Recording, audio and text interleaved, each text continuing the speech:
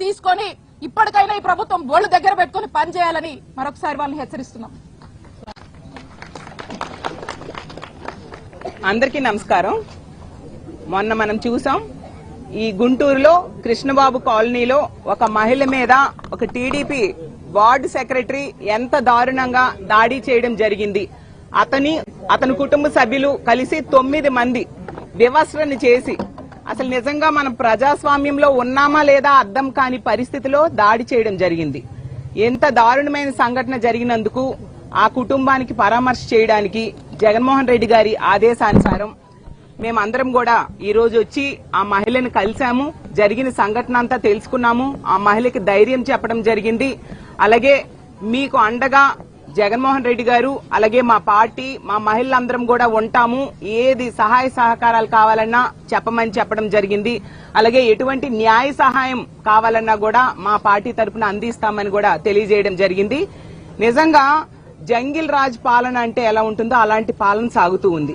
Telugu Desam party నాయకులు కార్యకర్తలు ఏ విధంగా మహిళల జీవితాలతో ఆడుకుంటున్నారు, మహిళల మీద దాడులు చేస్తూ ఉన్నారు అనే దానికి మరొక ఉదాహరణగా ఈ రోజు నిలిచింది. ఎందుకు జంగిల్ రాజ్ పాలన అంటూ ఉన్నానంటే ఈ రోజు తీసుకుంటే ఈ సంఘటన చేసింది, ఈ ఘటన చేసింది ఎవరు?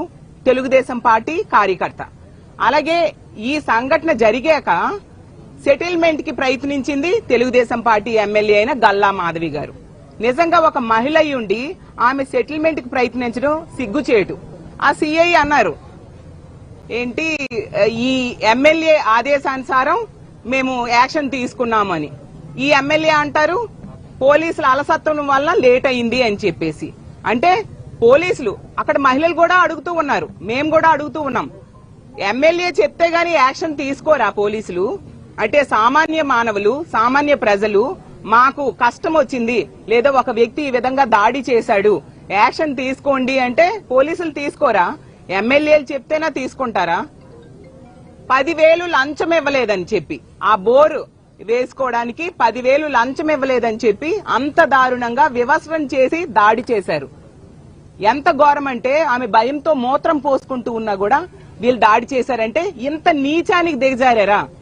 అంటే ఈ ఆంధ్రప్రదేశ్ రాష్ట్రంలో ఈ కూటమి పాలనలో మహిళల భద్రత ఎంతగా దిగజారిందో ఇదొక పెద్ద ఉదాహరణ. ఆ ఎమ్మెల్యే గారు నిజంగా ఒక మహిళ ఉండి మనం తీసుకుంటే 15వ తేదీ ఈ సంఘటన జరిగింది. 16వ తేదీ ఉదయమే ఈ బాధితులు ఎమ్మెల్యే దగ్గరికి వెళ్లి కంప్లైంట్ ఇవ్వడం జరిగింది. ఎందుకు 17వ తేదీ సాయంత్రం వరకు ఆ వ్యక్తిని అరెస్ట్ చేయలేదు అంటే సెటిల్మెంట్ కి ప్రయత్నించారు. నిజంగా చేయలేదు అంటే మీ ఆఫీసులో ఉన్న సీసీటీవీ ఫుటేజ్ బయట పెట్టండి. మీరు చేశారో లేదో ప్రజలకు తెలిసిపోతుంది. మళ్ళీ ఆవిడ ఎంత కవర్ చేసుకుంటూ ఉన్నారంటే ఆమె కార్యకర్తకి ఆ హిజ్రా చేశాడు, ఈమె కాదు, ఇతను కాదు, ఆమె మీద దాడి చేయలేదని కవర్ చేసుకుంటూ ఆవిడ స్టేట్మెంట్స్ ఇస్తూ ఉన్నారు. అయినా ఆవిడ ఎంతగా అధికారాన్ని చేతిలో తీసుకునే వ్యక్తో మీకు ఒకటే ఉదాహరణ గతంలో చూసాం. ఇదే గుంటూరులో అంబటి రాంబాబు గారి ఇంటి మీద ఏ విధంగా ఈ ఎమ్మెల్యే తన భర్త అనుచరులతో కలిపి వెళ్లి దాడి చేశారు. ఏమైనా యాక్షన్ వాళ్ళ మీద పోలీసులు తీసుకున్నారా? ప్రభుత్వం తీసుకుందా? అధికార దురహంకారం. ఈ విధంగా ఆ రోజు అంత పెద్ద సంఘటన జరిగినా ఎటువంటి యాక్షన్ ప్రభుత్వం తీసుకోలేదు. కాబట్టి ఈ గుంటూరులో గాని రాష్ట్రంలో గాని ఏ మహిళ మీద ఏ దాడి చేసినా ఎవరి మీద ఏ దాడి చేసినా ప్రభుత్వం చట్టం చర్యలు తీసుకోదు ఈ కూటమి పాలనలో అని బరి తెగించి ఈ రోజు టీడీపీ కార్యకర్తలు ఈ విధంగా వ్యవహరిస్తూ ఉండే పరిస్థితి చూస్తూ ఉన్నాం. ఏమంటే సీఐని సస్పెండ్ చేశామని చెప్తున్నారు, కానీ సీఐకి డైరెక్షన్స్ ఇచ్చింది ఆగమని చెప్పింది ఎమ్మెల్యే కదా. సస్పెండ్ చేయాల్సింది ఎమ్మెల్యేకి. నిజంగా చంద్రబాబు నాయుడు గారి చిత్తశుద్ధి ఉంటే సస్పెండ్ చేయాల్సింది ఎమ్మెల్యేకి. ఆవిడ మీద యాక్షన్ తీసుకోవాలి. అలాగే రాజకీయం చేస్తున్నారని ఎమ్మెల్యే మాట్లాడుతూ ఉన్నారు. నిజం చెప్పాలంటే ఆ కార్యకర్త వాళ్ళ తెలుగుదేశం పార్టీ కార్యకర్త కాబట్టే కదా సస్పెండ్ చేశారు పార్టీ నుంచి. మరి వాళ్ళ పార్టీ కాబట్టి ప్రతిపక్షాలైనా ప్రజలైనా ప్రశ్నిస్తూ ఉన్నారు, దానికి సమాధానం చెప్పాలి. అలాగే చంద్రబాబు నాయుడు గారు ఒక వీధిలో లైట్ వెలకపోయినా నాకు తెలిసిపోతుంది, నేనంత గ్రేటు అని చెప్తూ ఉంటారు కదా. మరి అదే వీధి లైట్ కింద ఒక మహిళని వివస్రణ చేస్తే 3 రోజుల వరకు మీరు ఎందుకు చర్యలు తీసుకోలేదు? ఆ వీడియోలు వైరల్ అయ్యాక సాక్షి మీడియా బయటకు తీసుకొచ్చాక ఆ తర్వాత మీరు ట్వీట్లు చేశారు తూతూ మంత్రంగా, ఎందుకంటే అన్ని సాక్ష్యాలు బయటకు వచ్చేసాయి కాబట్టి. ఇంకో విషయం, హోంమంత్రి గారు, ఒక మహిళా హోంమంత్రి, ఒక మహిళ అయి ఉండి ఇంత పెద్ద సంఘటన జరిగింది, ఈ రోజుకి 4-5 రోజులు గడిచింది, ఆవిడ ఎక్కడ దాక్కున్నారు హోంమంత్రి అనిత గారు అని నేను అడుగుతూ ఉన్నాను. అంటే ఎటువంటి స్పందన ఆవిడ నుంచి లేకపోవడానికి కారణం ఒకటే ఏంటంటే, చేసిన వ్యక్తి తెలుగుదేశం పార్టీ కార్యకర్త, తెలుగుదేశం పార్టీ నాయకుడు. తెలుగుదేశం పార్టీ నాయకుడైతే ఏదైనా కప్పిపుచ్చేస్తారా? సిఐఎల్ ట్రాన్స్ఫర్స్ లోని ఖైదీలకు పేరోల్స్ ఇవ్వడంలో మీరు బిజీగా ఉన్నారా హోంమంత్రి గారు నేను అడుగుతూ ఉన్నాను. మీకెందుకు హోంమంత్రి పదవి ఇచ్చారు? ఒక మహిళల భద్రత, మీరు హోంమంత్రిగా ఉన్న రాష్ట్రంలో, ఒక మహిళ హోంమంత్రిగా ఉన్న రాష్ట్రంలో ఒక మహిళా భద్రత ఎంత దారుణంగా బజారుకి ఈడిస్తే మీరు చూస్తూ ఏం చేస్తున్నారు హోంమంత్రి గారు నేను అడుగుతూ ఉన్నాను. ఈ సంఘటన జరిగాక ఆ మహిళని మేము కలిసాము. ఆవిడ తీవ్రమైన భయాందోళనకు గురయ్యారు, తీవ్రమైన కలత చెంది ఉన్నారు. అసలు ఈ సంఘటన జరగడం వలన మన ఆంధ్రప్రదేశ్ రాష్ట్రం పరువు దేశంలో పోయింది, పరువు పోయింది మన ఆంధ్రప్రదేశ్ రాష్ట్రం పరువు. అలాగే ఈ యావత్తు మహిళా లోకం కూడా తీవ్రమైన క్షోభకు గురయ్యారు. మా తోటి మహిళకి ఇంత దారుణంగా మహిళ అని కూడా చూడకుండా బట్టలు విప్పి దాడి చేశారా, ఇంకేమి రక్షణ అనేసి ఈ రోజు యావత్ మహిళా లోకం కూడా క్షోభకు గురైన పరిస్థితి చూస్తూ ఉన్నాం. ఇంకా మహిళా కమిషన్ చైర్పర్సన్ గారు ఈ ప్రాంతానికి దగ్గరలో ఉన్న వ్యక్తే. మహిళా కమిషన్ ఎక్కడుంది? దగ్గరలోనే ఉంది మహిళా కమిషన్ ఆఫీసు. ఆవిడేమో 18వ తేదీ పరామర్శకు వచ్చారు, చూశాను. ఎవరైనా ఆవిడ వచ్చారంటే మేమందరం ఏమనుకున్నామంటే, ఓహో మహిళా కమిషన్ చైర్పర్సన్ వచ్చారు, అలా తప్పు చేసిన వాళ్ళకి శిక్షించమని గట్టిగా ఎంక్వైరీ చేయమని ఆదేశాలు ఇస్తారేమో అనుకుంటే ఆవిడ ఎంతసేపు కూడా ఆవిడ కాన్సన్ట్రేషన్, వీడియో ఎవరు బయటకు తీశారు, ఎవరు బయటికి రిలీజ్ చేశారు, ఇదే అంటున్నారు. అంటే సాక్ష్యంని కప్పిపుచ్చేట్టుగా చేసేయడమా దాని అర్థం అని నేను అడుగుతూ ఉన్నాను. ఆ వీడియో గనుక బయటికి రాకపోతే ఈ రోజు ఆవిడికి ఎటువంటి న్యాయం కూడా జరిగేది కాదు, ఆ మాత్రం కనీసం కేసు కట్టడం కూడా జరిగేది కాదు. ఆ వీడియో వైరల్ అవడం వల్లనే ఈ మాత్రం కేసు కట్టడం జరిగి అతన్ని అరెస్ట్ చేయడం జరిగింది. అలాగే తీసుకుంటే పోనీ ఎంత అమానవీయ సంఘటన ఎక్కడో ఏదో అడవిలోనో ఎక్కడో మారుమూల ప్రాంతంలో జరిగింది అనుకుంటే పోనీ అనుకోవచ్చు. రాష్ట్రంలో పరిపాలన అంతా జరుగుతూ ఉన్న ఈ గుంటూరులో, ఈ జిల్లాలో ఇలాంటి దుర్మార్గకరమైన సంఘటన జరిగింది. ఇదే జిల్లాలో ముఖ్యమంత్రిగా చంద్రబాబు నాయుడు గారు ఉంటున్నారు, డిప్యూటీ సీఎం అయిన పవన్ కళ్యాణ్ గారు నివసిస్తూ ఉన్నారు, అలాగే లోకేష్ గారు నివసిస్తూ ఉన్నారు, హోంమంత్రి గారు నివసిస్తూ ఉన్నారు, మహిళా కమిషన్ ఆఫీసులు ఉన్నాయి, అలాగే డీజీపీ ఆఫీస్ ఉంది. అయినా ఈ తెలుగుదేశం పార్టీ కార్యకర్తలకి ఎటువంటి భయం కూడా లేని పరిస్థితి మనం చూస్తూ ఉన్నాం.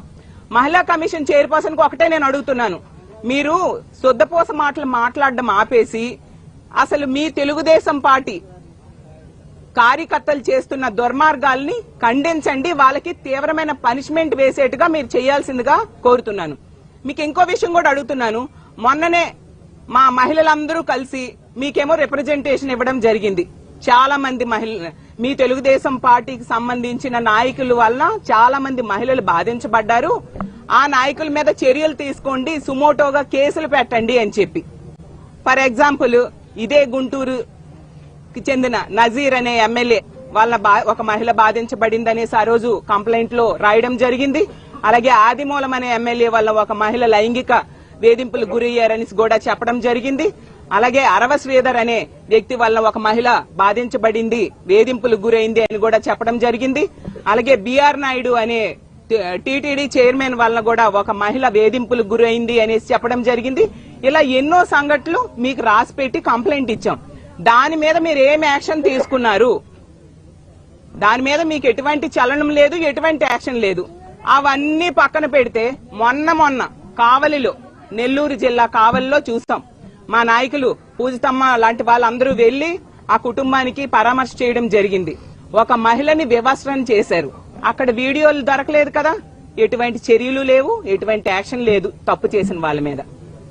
అలాగే నిన్న విన్నాం, కడప జిల్లాలో ఎమ్మెల్యే మాధవిరెడ్డి గారి అనుచరులు ఒక మహిళను ఒక స్థల వివాదంలో కోట్లాటలో మహిళను జాకెట్ చింపేశారు.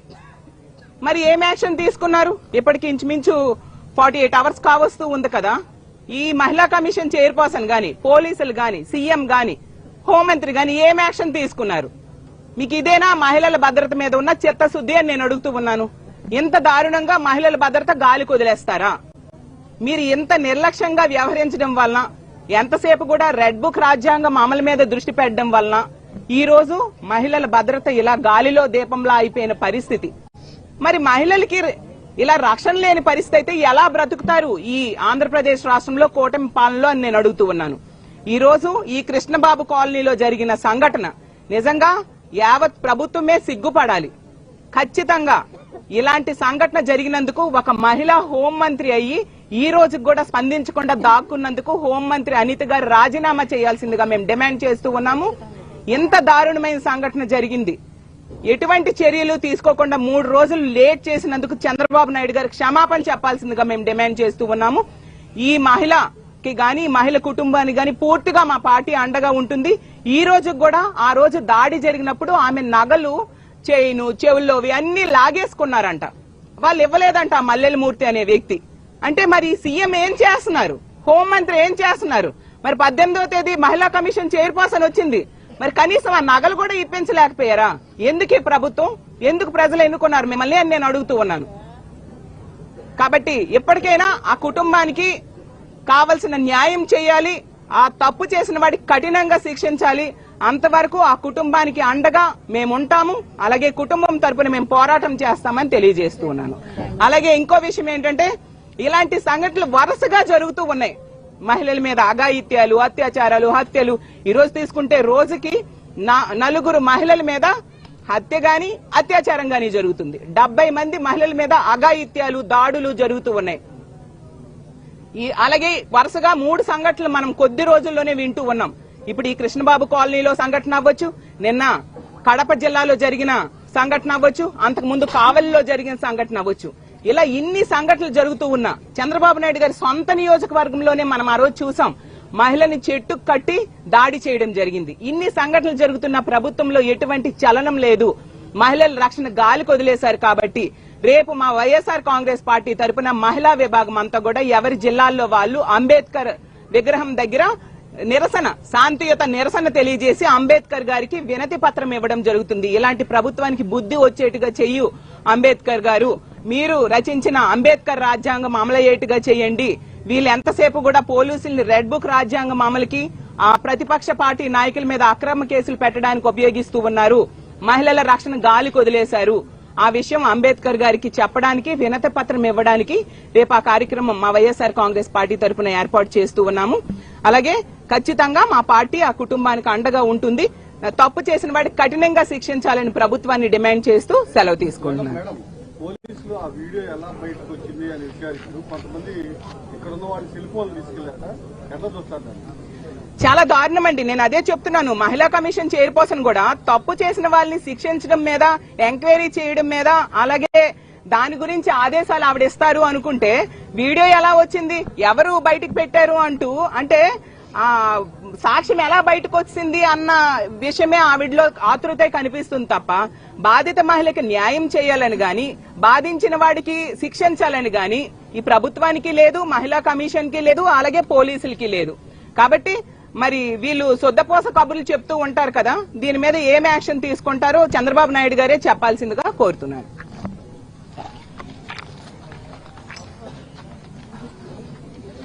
ముందుగా అందరికీ నమస్తే, అస్సలాము అలైకుం, వందనాలు. మల్లెల మూర్తిని ఈ ప్రభుత్వం ఇంకా కాపాడాలని చూస్తుంది. ఎందుకనంటే దాదాపుగా ఈ ఇన్సిడెంట్ జరిగి 4 రోజులు కంప్లీట్ అయినా కూడా ఇప్పుడు దాకా కూడా తన్ని రిమాండ్ కి పంపించారు తప్ప దాని మీద ఆయన శిక్ష ఇవ్వలేదు. శిక్ష ఇంకా ఆయన మీద ఖరారు చేయలేదు, కోర్టులో ఇంకా సబ్మిట్ చేయలేదు.